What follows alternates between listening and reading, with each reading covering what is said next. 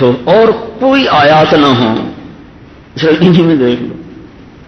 وشاورہم فی الامر، کریں.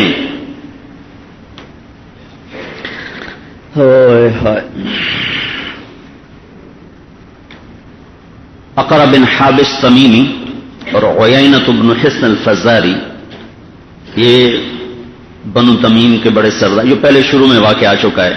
ان الذین ینادونک من وراء الحجرات، اور یہ بلکہ یا ایھا الذین آمنوا لا تقدموا سے بنو تمیم ہی کا قصہ چلا ہے، بنو تمیم ہی کا قصہ چلا ہے. تو آ کر کہنے لگے کہ ہم تیری بات تو سنتے ہیں، تیرے پاس بیٹھتے ہیں، لیکن ہماری شرط ہے کہ ان غلاموں کو اٹھاؤ. اس زمانے کا تکبر کیسا تھا، میں اپنے بچپن میں اپنے بڑوں کا تکبر دیکھتا ہوں تو مجھے یاد آتا ہے کہ بے شک وہ صحیح تکبر ہوتا ہوگا کہ ہمارے ہاں یہ لوہار موچی ترخان جو ہمارے اب بھی ہمارے رعایا ہیں، یہ ہمارے بڑوں کے سامنے نہ چارپائی پہ بیٹھ سکتے تھے، نہ پیڑھی پہ بیٹھ سکتے تھے، زمین پہ بیٹھتے تھے. اور چونکہ میں بڑی چھوٹی عمر میں یہاں سے نکل گیا، 11 سال کی عمر میں، تو میرے اندر ویسا تکبر نہیں پیدا ہوا تھا جو مستقل یہاں رہتا ہو. تھا صحیح طبعی تکبر جو ہوتا ہے. میرا بڑا بیٹا نا یوسف، یہ کوئی 4-5 سال کا تھا، تو میں فیصل آباد میں چھوٹی سی جگہ پہ رہا، اب بھی چھوٹی سی جگہ پہ رہ رہا ہوں. کوئی ان کو ذمہ دارہ ماحول نہیں دیا. بعض چیزیں وہ ہوتی ہیں جن کو انگریزی میں کہتے ہیں جینیٹک،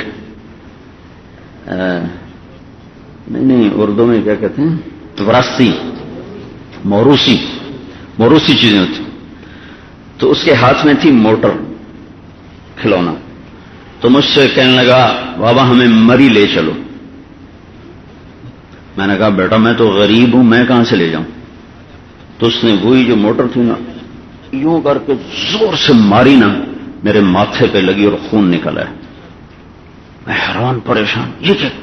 کہنے لگا غریب کیوں کہا ہے، ہم کوئی غریب ہیں؟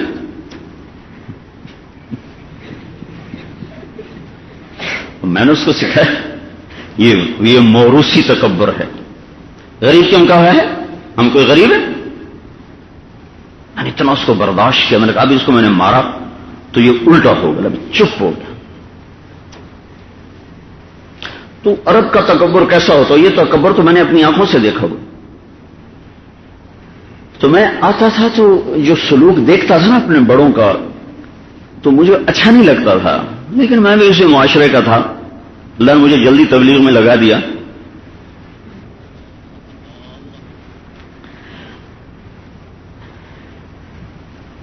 اسکول ہم جا رہے تھے، پتہ نہیں تمہیں پہلے بھی سنا ہے، تو یہ جو پرائمری اسکول وہ پرانی بستی میں تھا.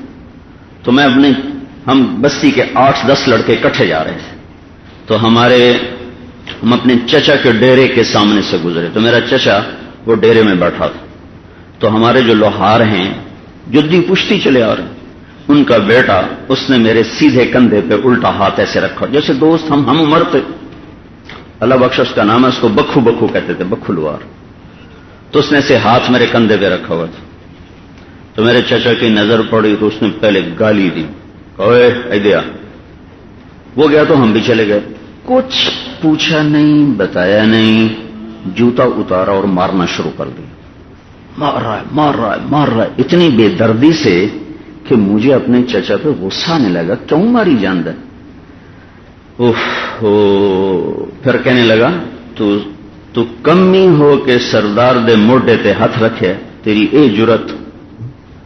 تو کمی ہوتے سردار دے موڈے تے ہاتھ رکھے.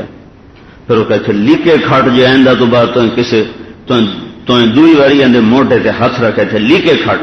مجھے آج بھی یاد ہو بیچارہ ناک سے لکیریں نکاؤ جی میں موڑ نہیں کریں جی. یہ ہماری معاشرت تھی. یہاں سے اللہ نے مجھے تبلیغ میں نکالا. یہ تو اللہ ہی کا احسان ہے. توبہ توبہ، جس ماحول اور معاشرے میں یہ سارے جنگلی ذمہ داروں کا ماحول ہے. ہم وہ مہاجر نہیں ہیں، شروع سے آباد لوگ ہیں. اور یہ سارا جنگل ہوتا تھا تو جنگلی تہذیب ہماری تہذیب تھی.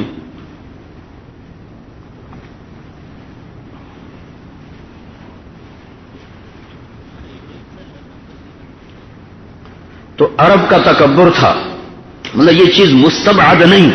کہنے لگے ان کو ہٹا، پھر بیٹھیں گے. ہماری شان کے خلاف ہے کہ کمی بھی بیٹھے ہوں، ہم بھی بیٹھے ہوں. اور کمیوں سے کیا مراد لے؟ کمی اس زبان میں ترجمہ کر رہا ہوں. جو غلام، اس زمان غلام تھا، بلال، صہیب، سلمان،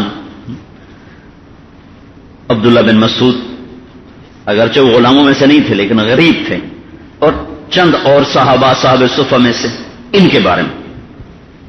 تو اللہ تعالیٰ کے نبی کو خیال آیا کہ یہ تو میرے اپنے ہیں، ان کو اٹھا بھی دوں تو کوئی نہیں، چلو یہ اس بہانے میری بات تو سنیں. کہا ٹھیک ہے. کہنے کہ نہیں، پہلے ہمیں لکھ کر دو کہ ہمارے ہوتے ہوئے یہ نہیں بیٹھیں گے. کہا ٹھیک ہے، لکھوا دیتا ہوں. تو آپ نے حضرت علی کو بلوایا لکھوانے کے لیے. حضرت علی کے آنے سے پہلے اللہ آ گیا، جبریل آ گیا. ان کو آپ نہیں ہٹا سکتے. لا تطرد الذين يدعون ربهم بالغداة والعشي يريدون وجهه ما عليك من حسابهم من شيء وما من حسابك عليهم من شيء. اب آگے ذرا غور کرنا. فتطردهم، پھر کیا ہوگا؟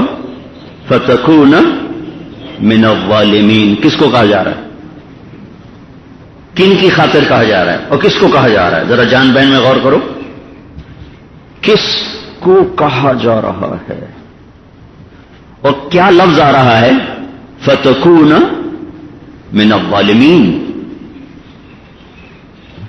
اگرچہ یہ اسی صحبت کے طفیل یہ مقام ملا ہے، پر اس مقام ملنے کے بعد وہ اللہ کے اتنے قریب ہو چکے ہیں کہ اللہ اپنے نبی پر بھی عتاباً بات کر رہا ہے.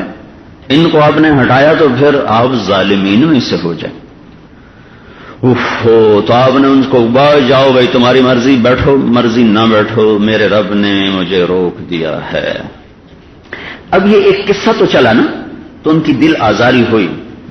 چاہے بعد میں دل جوئی ہو بھی جائے نا، تو پہلے زخم کا نشان باقی رہتا ہے. انسانی طبیعت ہے. میں تم پر زیادتی کر کے معافی مانگ بھی لوں نا تو تم معاف کر دو، پھر بھی وہ اثر باقی رہتا ہے. تو اب اللہ نے اس اثر کو دھویا. وہ کیسے دھویا؟ وہ اس سے بھی اعلیٰ طریقے اور پیمانے پر دھویا. وَإِذَا جَاءَكَ الَّذِينَ يُؤْمِنُونَ بِآيَاتِنَا فَقُلْ سَلَامٌ عَلَيْكُمْ كَتَبَ رَبُّكُمْ عَلَى نَفْسِهِ الرَّحْمَةَ. یہ انہی کے بارے میں آیات نازل ہوئی ہیں. قانون شریعت یہ ہے کہ ہم یہ مجلس میں بیٹھے ہوئے ہیں، کوئی باہر سے آئے تو اس سے امر ہے کہ وہ ہمیں سلام کرے. ٹھیک ہے نا؟ ہمیں تو نہیں نا کہ ہم سلام کریں، اس سے حکم ہے کہ تو سلام کر.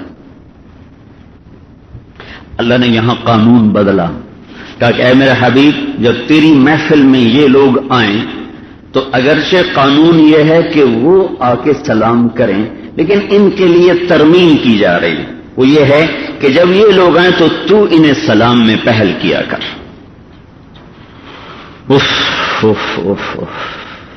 تو پھر میرے نبی نے کہا الحمدللہ الذی جعل من امتی من امرت ان ابدأہم بالسلام. اے اللہ شکر تیرا، تو نے میری امت میں ایسے لوگ پیدا کیے جنہیں سلام میں پہل کرنے کا مجھے امر ہوا، مجھے حکم ہوا.